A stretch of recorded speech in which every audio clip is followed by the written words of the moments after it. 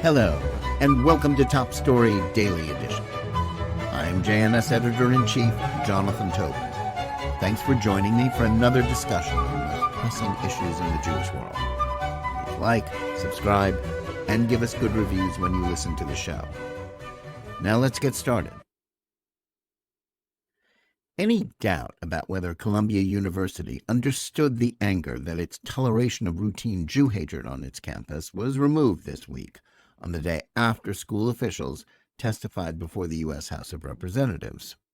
And what followed not only represented a rare effort to enforce some consequences against the antisemitic mobs that have become a regular feature of American urban and college life in the last 6 months.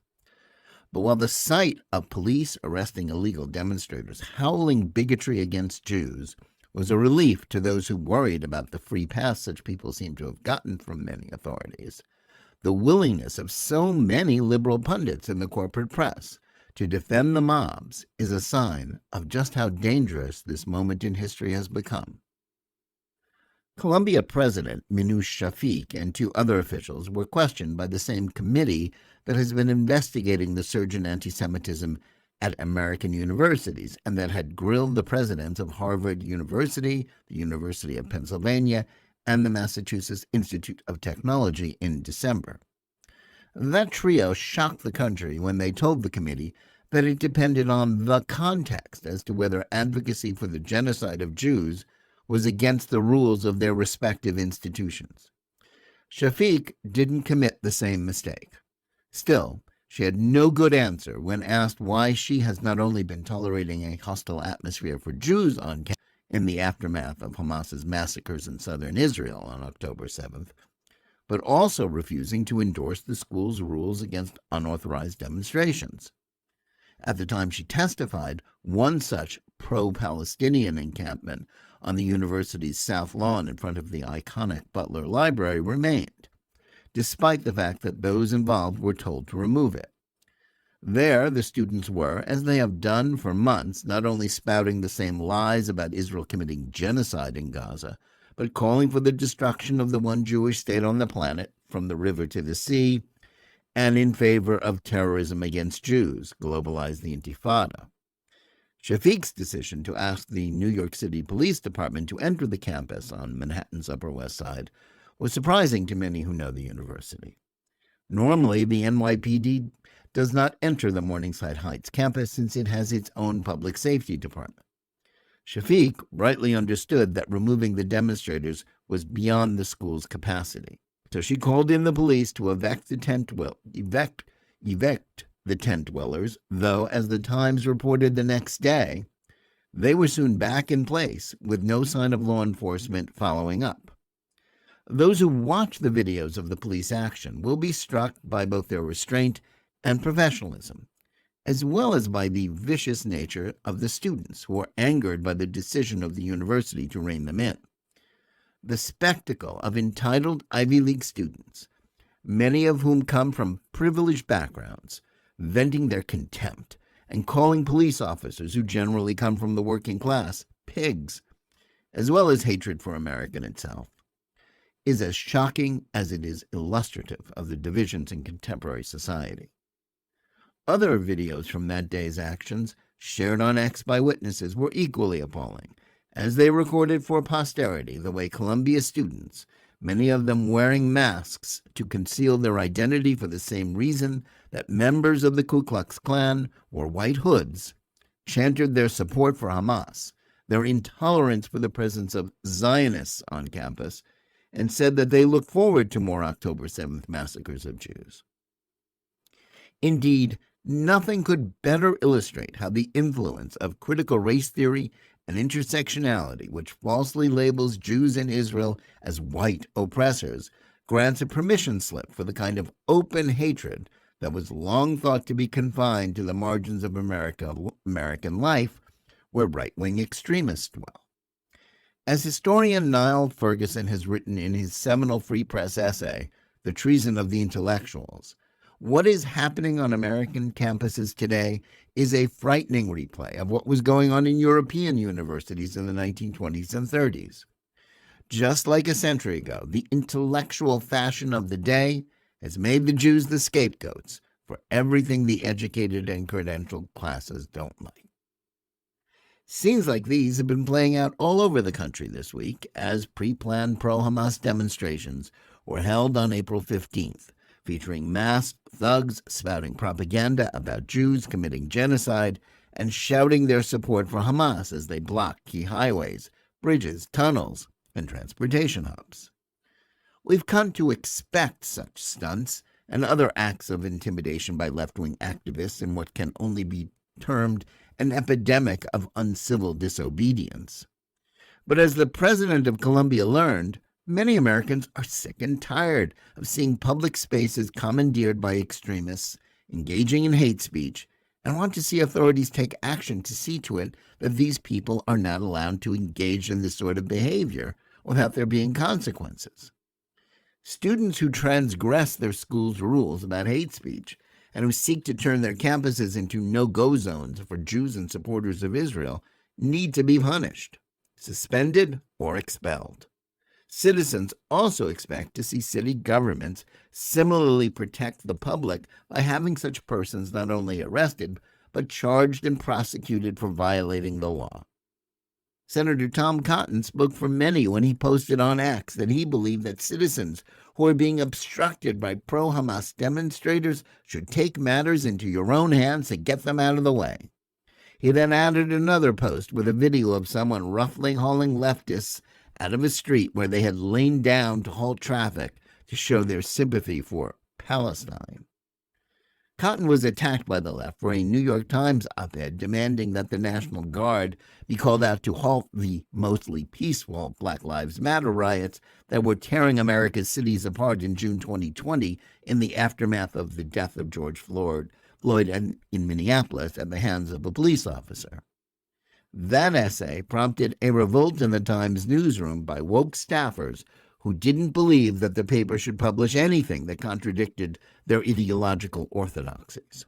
That led the newspaper to purge the editors that had approved its publication.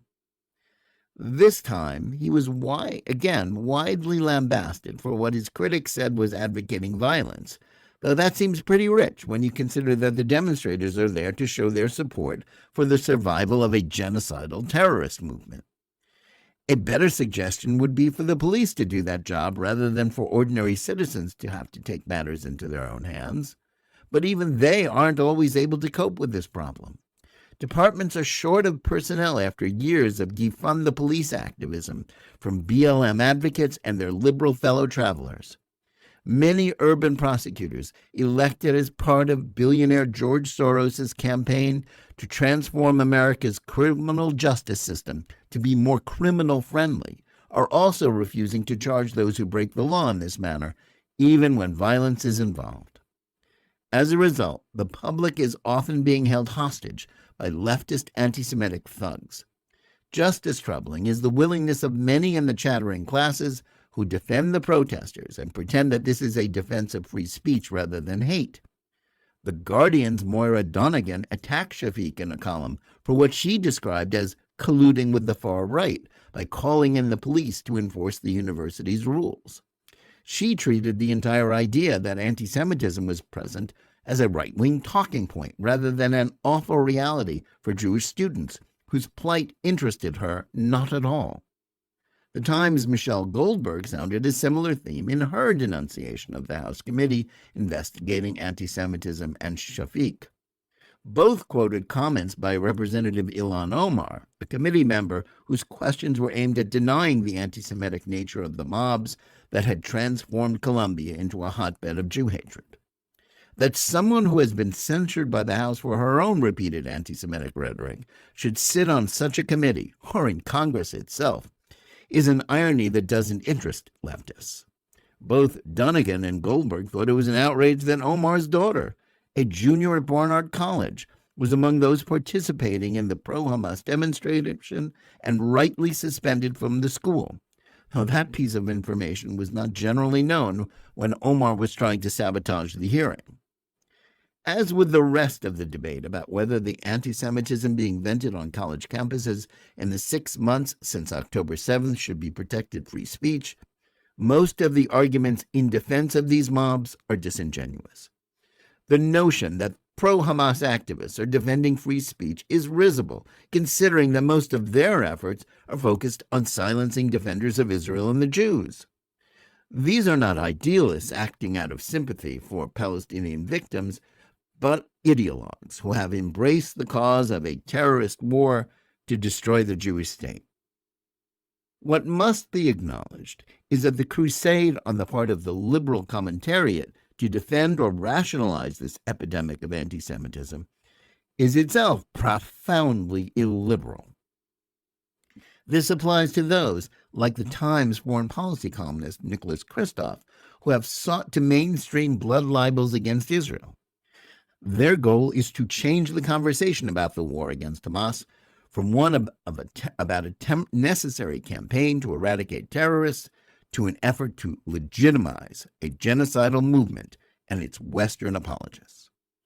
The saddest aspect of this debate is the way it has been politicized by the left to make it appear as if the fight against anti-Semitism is a Republican issue. It is deeply unfortunate that much of the liberal activist base of the Democratic Party that has been captured by advocates for critical race theory and intersectionality has taken sides against Israel in the war against Hamas.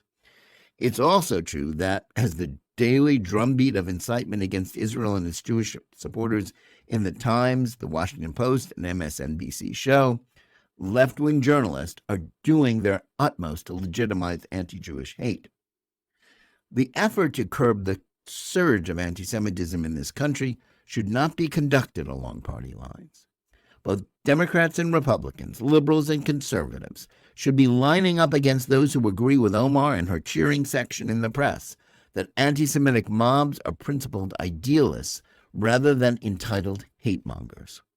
All decent Americans should be, if not agreeing with Cotton about roughly preventing illegal protesters from taking over our public squares, actively seeking to treat those anti-Semitic agitators with the disdain and punishment they deserve. If the defenders of the mobs prevail, the alternative is a nation where anti-Semitism is mainstreamed and Jewish safety is a thing of the past. Thanks for listening. Please remember to tune in every day for Top Story Daily Edition and every week for the full hour-long JNS TV program. Whether you're listening to us on Apple, Google Play, Spotify, or any of the other podcast platforms, or on the JNS YouTube channel, please like and or subscribe to Top Story, click on the bell for notifications, and give us good reviews. Please write to us at editor@jns.org and let us know where you listen or watch the show and what you think about it. And remember, keep reading and thinking for yourself.